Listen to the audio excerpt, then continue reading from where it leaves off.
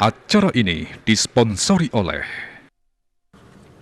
Pemirsa kawentenan lu ring Denpasar kekantenang ageng 700 kantos 900 ton rahina. Ring sejroning nampenin pikobat inucap sampun kelaksanayang antuk meundagan. Napi malih TPA Suwung pacang ketutup ring bulan Oktober. Sane jagi rauh punika mawinan Denpasar wangun tetiga TPST miwah selikur TPS 3R.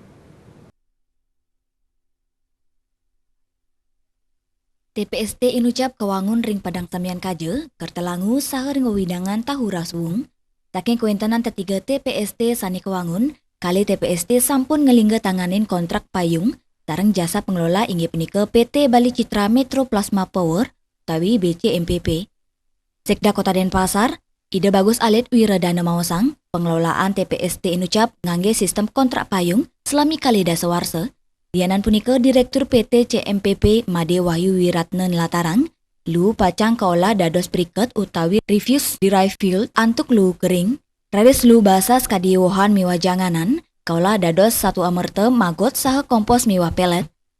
Dianan punika ring penyagaan piranti pengolahan lu ring TPST Padang Sambian Kaje, tidak nampung 100 kali dasar ton arahina, tur pengolahan lu ring TPST Kertalangu antuk sama sektor ton arahina.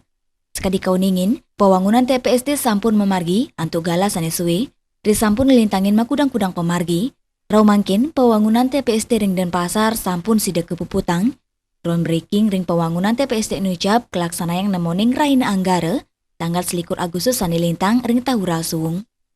Sekretaris Tim TPST Pemkot Denpasar IGD Cipta Sudewa Mawasang, pewangunan TPST kelaksanayang ring tetiga gena ring Kota Denpasar, inggih punika wewidangan Tahura Suwung, Desa Kesiman Kertelangu, miwa Desa Padang Sambian Kaje, raris pewangunan fisik TPST inucap, kelaksanaan oleh pemerintah pusat ngelintangin Kementerian PUPR, tur pengelola keamong oleh Pemkot Denpasar.